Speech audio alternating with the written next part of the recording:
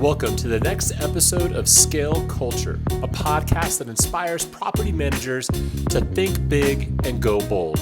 We're obsessed with understanding why some companies flourish while others flounder. So stick around and uncover the DNA of scaling as we follow the clues wherever they may lead us. Welcome to ScaleCulture. I appreciate you joining us here. We're at our own Rent Scale annual retreat here at Lake Travis, just outside of Austin, Texas, in this beautiful lake home. I'm here with Jason Sheffield, our lead coach at Rent Scale. I'm Jeremy Pound, CEO of Rent Scale, as you may or may not know. And we wanted to take a moment to film this video before we leave town, because we're all heading out to the airport on this gorgeous sunny day, probably 55, 60 degrees. It's outstanding. Beautiful. Just wrapped up an amazing annual retreat. And one of the things that came out of the preparation for the retreat was preparing some metrics, looking back at the previous year, going through everything. Where did deals come from? What worked? What didn't? So that we could have sober eyes looking forward into 2020. And one of the reports that we looked at was how many property managers have entered the Rent Scale ecosystem? How many people have come through? And one of the things we do is if you enter the Rent Scale ecosystem, the first thing everybody does is they go through the blueprint. We help them design a blueprint for scaling their company on the sales and marketing side. And one of the key deliverables of that is a playbook. Yeah. And what we found out is that since I was on Jordan's podcast, and since we came up with this idea to start helping property managers systematize and operationalize their sales process, we have written over 70 playbooks. That was pretty impressive. We thought about that. 70 different property managers across probably 60 markets, maybe 55, thinking about a little bit of overlap, different parts of the country, offering the same exact product service in a multitude of ways. We have really become intimate with the industry, with the best practices, with the way people are doing it. And so what we want to do, what Jordan challenged us to do, is why don't we reflect and share what are the highlights? What have we learned by going through this process 70 times, creating the deliverable of a sales playbook 70 times for 70 different companies, which is really impressive. And so, Jordan, Jason, I want you to start. I think we've done about half and half. You've probably even written more at this point. Maybe the scales have tipped. But when you look back, what are the highlights? What's the first thing that jumps out to you that you've learned that you were surprised by? That we can be in an industry, where we've done this over 70 times, and everyone is still deeply unique, right? Because, and the funny thing is we talk with owners and they come in and they're like, this is probably just like everyone else's, right? Like we're all the same. There's nothing really that's that different. But at the end of the day, when we review the playbook and we look at it, you can see the unique fingerprint of every company within each of the playbooks. Because there's so much more about just what it is you sell. What we're designing is how you sell it. And how you sell it is unique to you, right? All of us might be coming at it from the same thing, the same product, but it is in the how that is really where the special sauce is, right? I mean, that's kind of going to be what leads to people trusting you and picking you and working with you over someone else. And so, to me, one of my favorite things is diving into that and really pulling that out of the people that are selling, whether that's the owner, whether those are the BDMs. And then seeing the illumination come from that and people realizing like, wow, we really do have something that's unique. We really are doing something that's different. Maybe we didn't have a big enough mindset to realize that up to this point because we never really sat down and looked at it. We just looked at facts. And when we start digging into stories, we start digging into how you delivered it, how you taken care of your customers, how you cared for your owners or how you sold your owners. It is, everyone is so different. And this is mind-blowing. I've literally heard this line before. Someone literally got on the phone with me, and I've asked them, we're asking questions before we write, and I've heard this specific complaint or objection that, what do you mean, how do I do it? Don't we all do the same thing? Like there's nothing special about this. Yeah. We manage the property, right? So I'm curious to hear from you. What are some of the unique things specifically, right? Do you have any examples where two different people are selling the same thing, just at like polar opposite ends of the spectrum? Yeah, I mean, I think sometimes it's in our process of the blueprint where we're designing those elements of your ideal client, right? So you might be selling the exact same product, but the client that you're servicing is vastly different. And so then how we talk about that client, how we care about what this client's specific pains might be, or what it is that they're looking to understand when it comes to having their property on a rental market is deeply unique, because you've designed your services to care for that person, whether you've realized it or not. And sometimes we get into this and owners realize like, oh my God, like we are so teed up, and we gain clarity to understand how we're selling it uniquely to this. We're fit for this person. We don't want to work with that person. And sometimes I think people start to get illumination around the idea that sometimes it's in the know of who we don't want to serve that we gain the clarity for who we do want to serve. And sometimes that's one of the fun things is they come in and realizing like, oh yeah, we want to serve everyone. We'll take everyone. We'll take any type of door. Recipe for disaster. Totally. And when we dive into that, that's where you really start to see some of the unique elements, right? So you might be servicing or selling the exact same product, right? It's 10% for me to manage your property every month. But how we go about that is going to carry such a different level of care. And every owner has a reason why they're in the industry. There's something that got you into this thing, and that's your fingerprint. And so a lot of times the blueprints process is getting us to pull that out of you, right? You guys use the language all the time. We're bottling that lightning, the thing that got you into this, why you care so freaking much, is what we have to transfer into your sales process. Because otherwise, it does just become selling the facts, right? And when you hand that off to a salesperson, it ends up kind of not landing, because anyone can sell the facts. But when we can sell why, the thing that got you into this thing, why you care so freaking much that you've put your life into this company, that's the secret sauce. So this is fascinating, because I was immediately reminded of, ideal customer, right? So we're writing a playbook, and that's one of the first things we do. We don't start writing anything until we know who the customer is, because you can imagine that if we're serving an accidental landlord holding a property in San Diego, right, which is clearly a appreciation market, right? They may not even be renting it out to cover cash flow, but they're holding onto the asset for a time as the market increases. It's a really different value proposition than when you're selling to somebody in Western Indiana who probably doesn't even live in Western Indiana. They're an investor from New Jersey who's just buying a property with the sole intention of creating an investment property, right? So the whole playbook cascades from there. Who are you speaking to?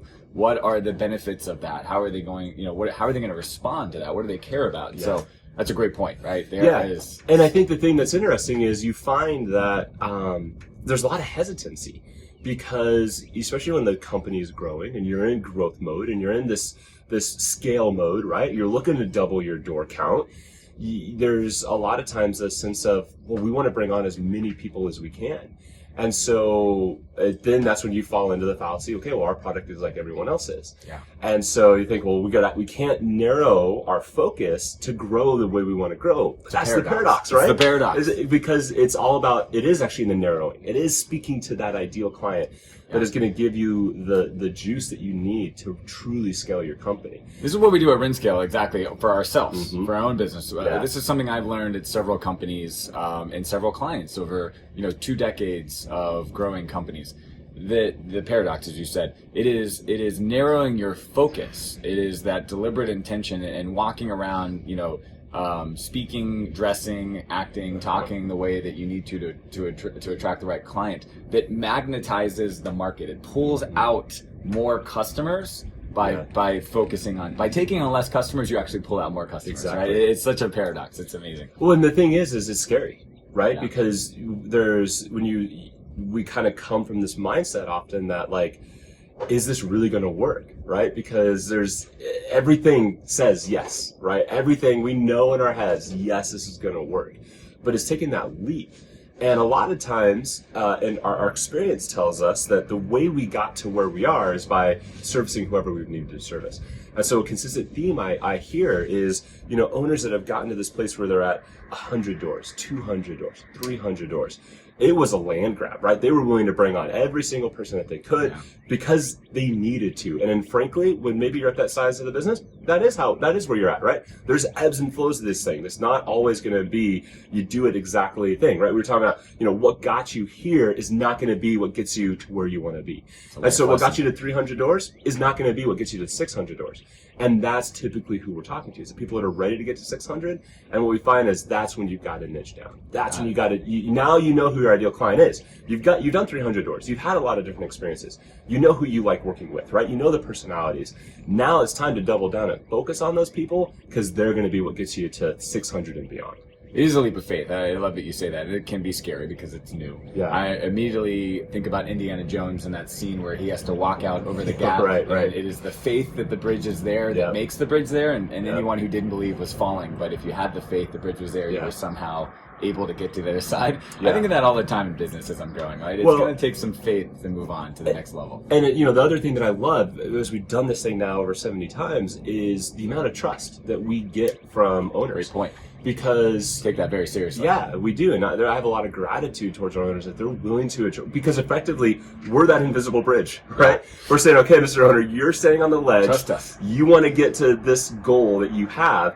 We're the invisible bridge. We're asking that you step out and trust us, and then walk the path. And they do. It's amazing, right? And that's the thing that we've seen, and I think that's the excitement. That's the thing that kind of keeps us going, and what for me gets that's a little cheesy, but yes, if you're listening to the podcast, Jeremy has a blessed coffee cup that was here at the Airbnb when we arrived. I immediately grabbed onto it. Yes. Gratitude. So I want to transition, Jason. I want to pull out something you hinted at a couple minutes ago, and it was about how the rest of the company responds to the playbook. One of the things that I've learned during the 70 times is the insane amount of culture lift that comes out of getting clarity on who your customer is, what your unique selling proposition is. So let's talk about the halo effect, the spillover of galvanizing an entire team around a message and a goal and a purpose once the playbook's done. Can you share some stories about how that's changed companies and the feedback we've gotten?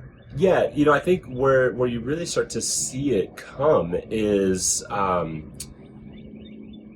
lot of times there's this fear when you start to build out a sales team. So we work with a lot of different clients. So I'm gonna pick one kind of scenario, paint one picture of the type of owner where maybe the owner's been the key one doing the sales. And he's built all the other elements of the organization, and it's running well, right? We've got our property managers or our teams, however you're organized, but those are the people that are really taking care of the owners and the tenants. You got your leasing agents, and you got finance, you got all the other elements. But as the owner, you've been carrying sales, right? Because it's your thing, and you're ready to now introduce a new person into that. And that's a big shift to the culture, right? Because a lot of times I think operations and sales, they can kind of be at the other ends of the chasm sometimes, right? Sure. There's some fear that's there that... If you sell more doors, that's more work I have to do. Exactly. I don't know if I want you to do that. And I don't want you bringing on the type of owners that are going to be a pain and blah-da-da-da-da. You didn't tell them X, and now they're asking about it, and I got to answer it. So it's kind of painful. The beauty of the culture and the lift that we get by going through this process is when I'm sitting down, maybe the PMs are part of the process with the owner, and we're talking through these things because they've been in the business for the last couple of years. All of a sudden, they start to gain a deeper understanding about who they are working with. When we work on our unique selling proposition, or we work on our workshop on the ideal client, or we work through these things, they're now getting a deeper sense of who it is that they're serving. And all of a sudden, they realize and almost trust the sales process on a deeper level than they ever did before, because it was just the owner with a shut door bringing doors on. Mm-hmm. And there's a high level of trust in the owner because it's his business. He's the one, I don't have any say. But the moment there's 1 degree of separation, all of a sudden a lot of opinions start coming out, right? Yep. A lot of opinions start coming. That guy doesn't sign my check. I have a strong opinion about what he's doing and how he's doing his job. Exactly. And so the culture, though, this lift, this factor by going through a blueprint process like this comes when now everybody is in alignment.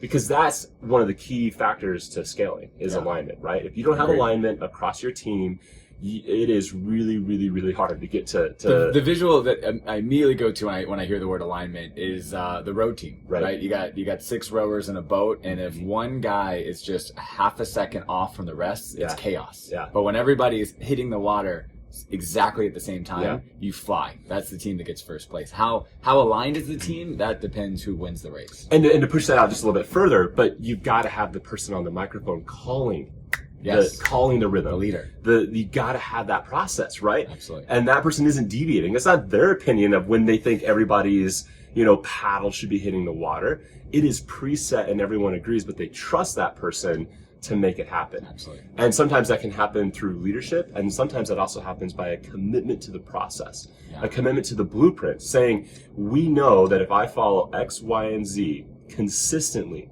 every single time, I'm going to get to where I want to be. It's going to work. But it takes a lot of trust, right? It takes a lot of trust in that person. I want to hammer on them. this culture lift, because one of the things that I want to say explicitly is the feedback that I love to get that happens over and over again is from the non-salespeople in the company, right? My operations team is so excited about this new value proposition. Yeah. One of the things that comes out of a really good sales playbook process is stories. Yeah. Right? The legends, like the epic legends. This guy had this problem and things were going terrible.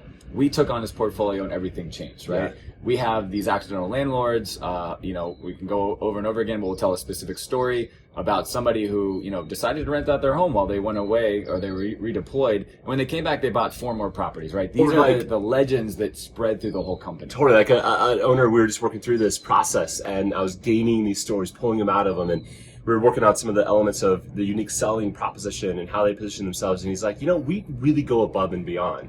And I kind of paused and I said, all right, man, that's great. Anyone can say that, right? It's a little kitschy. It might be a little cliche to say it. We go above and beyond. He's like, no, man. Literally, I was in a courthouse working for one of our clients through an eviction, and the judge looked at me and goes, I've done a lot of these, and you go above and beyond for your clients. I was like, done, dude. When you got that story, when you can say, I've been in the courthouse and someone completely outside of your organization tells you that you're going above and beyond, that's a story you can tell. It's a great story. Right? Another story I want to share is a property manager we worked with. They loved it.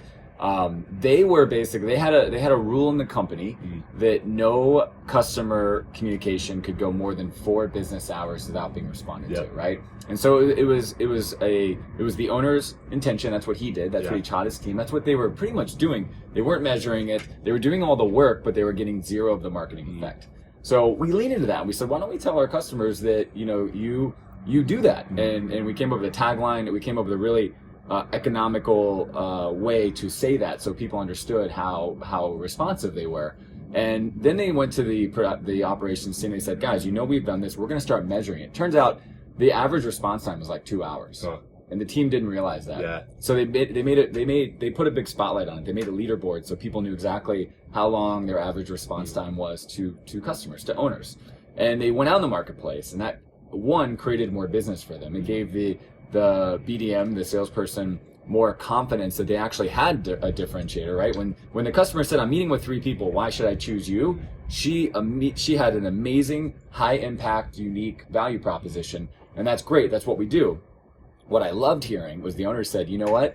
I see the operations team. They're owning this. They're walking around, standing up a little taller, talking about their rapid response time, their average response time. And it just created this entire cultural lift that was way outside of the sales team. And that's what I think a really good playbook does. So I wanted to share that story. Well, and the thing that for everyone that's listening, what I know, doing this 70 times, every time I get on a call with an owner and we start this process, they come in and are like, that's great for them. I don't have anything like that. I don't have any. There's nothing unique about us. There's nothing unique. And the beauty, now after 70 times, with confidence, I can say that's not true. Yes. Right? You got to spend a little bit of time, and through our process and working together, there are always these stories.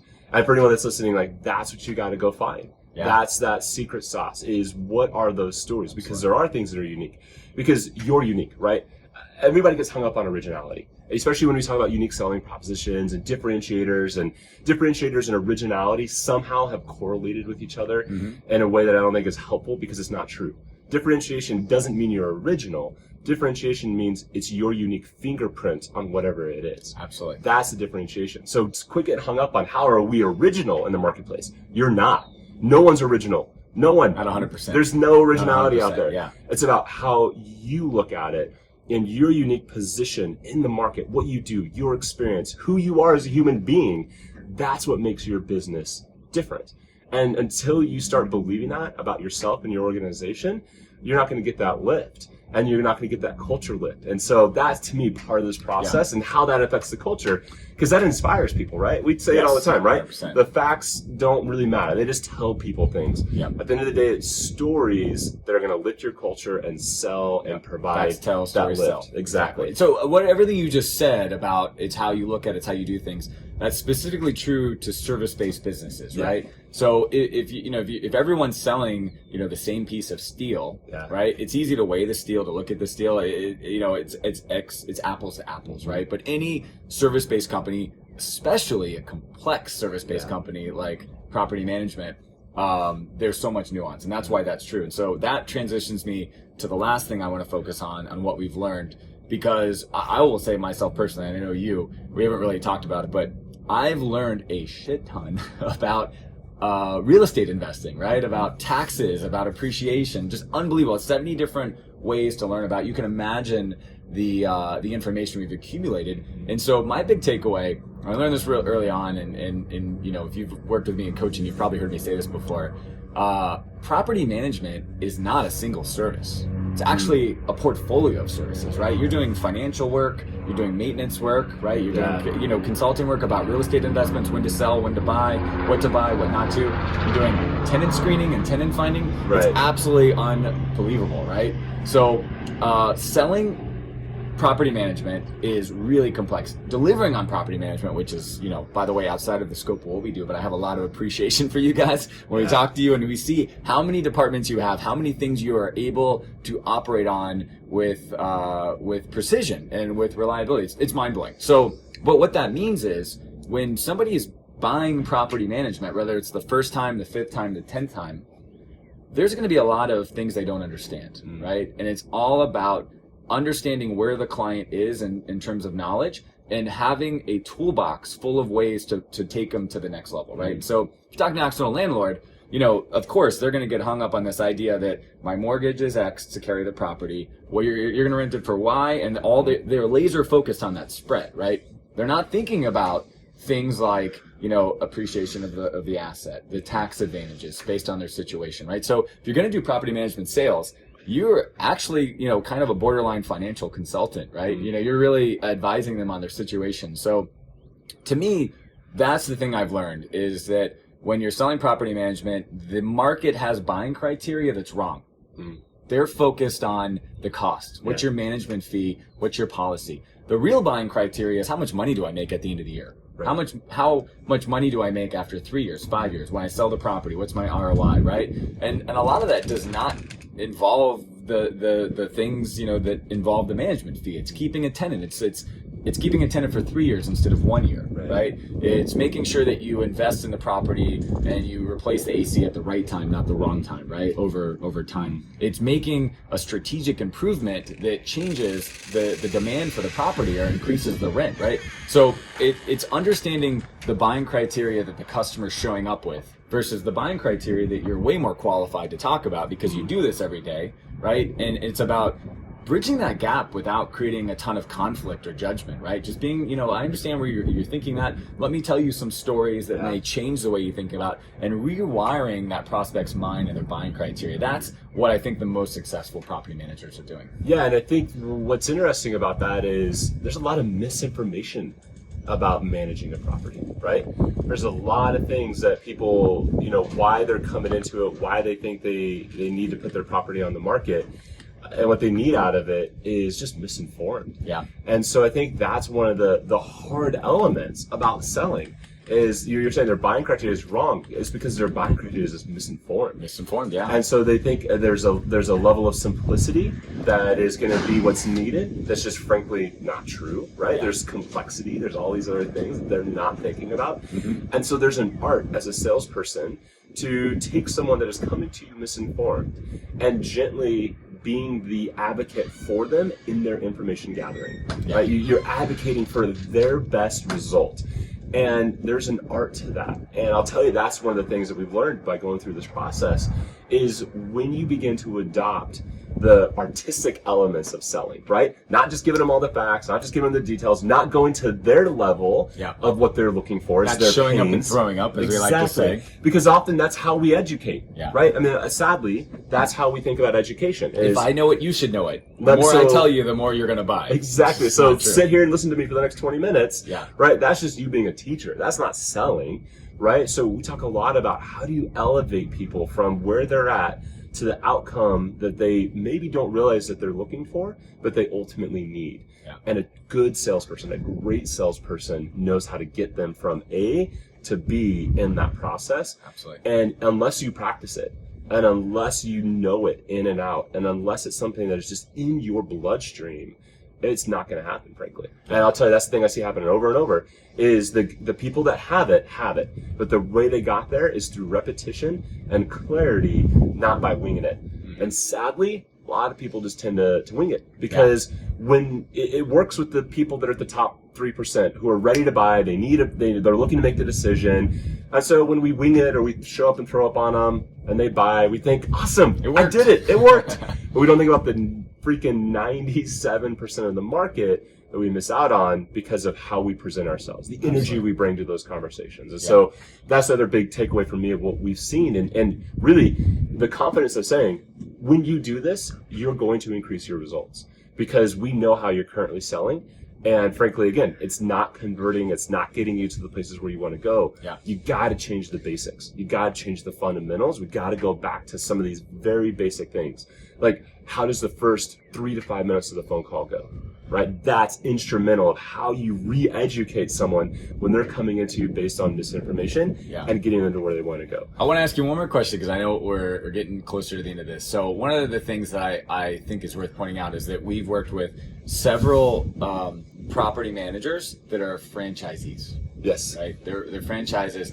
So, when I think about like a Key Runner, RPM, All County, and of course Renter's Warehouse. Yeah. Right? We have several clients in each of those franchises.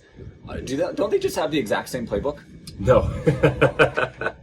No, right? I mean, think about it. The franchises, the power of working with the franchise is there's some unique elements that each franchise offers, right? There's differentiators. And the beauty of being a part of sometimes working with a franchise, if that's your business model, is you've kind of been given that set of differentiators. Yeah. You've been given some of those things, functions, features that are going to be different in the marketplace from someone else. But at the end of the day, you're still the owner.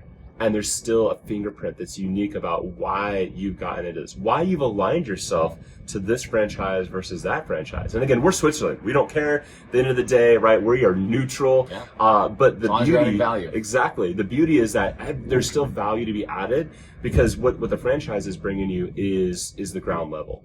And the people that are killing it, that are just growing exponentially, versus others, are the ones that have figured out how to bring their fingerprint into the franchise. And that's the thing I've seen, right? And you think about, okay, well, if you're with franchise X, shouldn't you all be at the same level? Shouldn't you all be kind of at this place?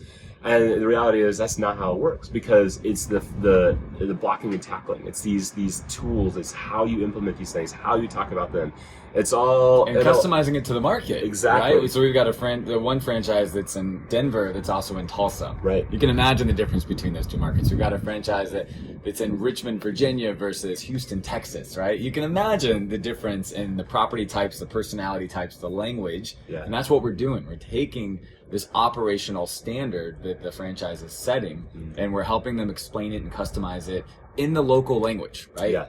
And based on the owner's unique flavor of executing those operational standards. And so it's really the nuance, right? That's why our 70 playbooks are so different, because we've taken the unique proposition, we've taken the ideal target, we've taken the geographic market you're in, what kind of language do they speak? Yeah, right? What you're doing in Chicago is not going to be the same as what you're doing in San Diego, right? Yeah. How that you talk about that is going to be so vastly different. Absolutely. So I want to wrap it up, because I know we've used our time up, but this was a really fascinating conversation. I got to tell you, I feel like this could have been a series of episodes. We didn't even scratch the top, the surface of what we were going about. But I think that we focused on the most surprising things to us and the most transformational things. So if you've done the playbook, we'd love to hear from you.